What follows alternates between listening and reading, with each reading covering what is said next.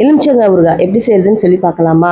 6 எலுமிச்சம்பழம் வச்சு நான் இன்னைக்கு ஊறுகாய் செஞ்சு காட்ட போறேன். எலுமிச்சம்பழத்தை 4ஆ கட் பண்ணிட்டு அதில் இருக்க விதையெல்லாம் எடுத்துட்டு தேவையான அளவு உப்பு சேர்த்து நல்லா மிக்ஸ் பண்ணி விட்டு ஒரு 3 நாள் ஊற விட்டுறலாம். இந்த 3 நாளில் டெய்லி ஒரு 1 ஹவர் வெயிலில் வச்சு எடுத்து 1 ஆர் 2 டைம்ஸ் நல்லா மிக்ஸ் பண்ணி விட்டு வைங்க. 3 நாள் கழிச்சு நல்லா எலுமிச்சம்பழத்தோட உப்பெல்லாம் சேர்ந்துருக்கும். இப்போ இது கூட நம்ம மசாலா சேர்த்துக்கலாம்.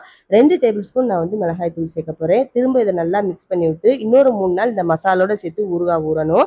இப்பயும் நம்ம 3 நாள் நல்லா வெயில்ல வச்சு எடுத்து ஒரு 2-3 தடவை டெய்லி மிக்ஸ் பண்ணி விட்டு எடுத்து வச்சுக்கோங்க. அப்பதான் ஊறுகாய் நல்லா ப்ரிசர்வேட் பண்ண முடியும். வேற எதுவுமே கெமிக்கல் நம்ம சேர்க்கல. கெட்டு போகாம இருக்கிறதுக்காக தான் டெய்லி வெயில்ல வச்சு எடுக்கிறோம். இப்போ 3 நாள் கழிச்சு நான் எடுத்திருக்கேன். இதை நல்லா மிக்ஸ் பண்ணி விட்டு இது தாளிச்சிடலாம். ஊறுகாய் கரெக்டான பக்குவத்தில் இப்போ ரெடியா இருக்கு. இதுக்கு என்ன மசாலா சேர்க்க போறேன்னா 1 டேபிள் ஸ்பூன் கடுகு, 1/4 டேபிள் ஸ்பூன் வெந்தயத்தை வறுத்து பவுடர் பண்ணி எடுத்து வச்சுக்கலாம்.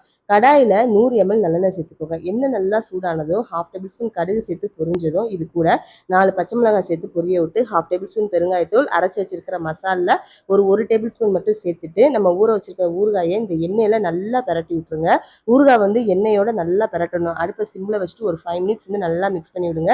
இப்போ இந்த எண்ணெயெல்லாம் ஊறுகாயோட சேர்ந்து இந்த மாதிரி நல்லா செட் ஆகி எண்ணெய் பிரிஞ்சு வரும். வந்ததுக்கப்புறம் அடுப்பை ஆஃப் பண்ணிட்டு ஊறுகாய் நல்லா ஆறட்டும். ஒரு 2-3 மணி நேரம் இதை ஆற விட்டுறலாம். நல்லா ஆறுனதுக்கப்புறம் ஒரு ஏர்டைட் கண்டெய்னரில் போட்டு ஸ்டோர் பண்ணி வச்சு யூஸ் பண்ணுங்க. 1 மந்த் ஆனாலும் கெட்டே போகாது. அதனால தான் டெய்லி வெயிலில் வச்சு எடுக்க சொல்லியிருக்கேன். நீங்களும் இந்த ரெசிபி ட்ரை பண்ணி பார்த்துட்டு எப்படின்னு சொல்லி எனக்கு கமெண்ட்ல சொல்லுங்க. பை.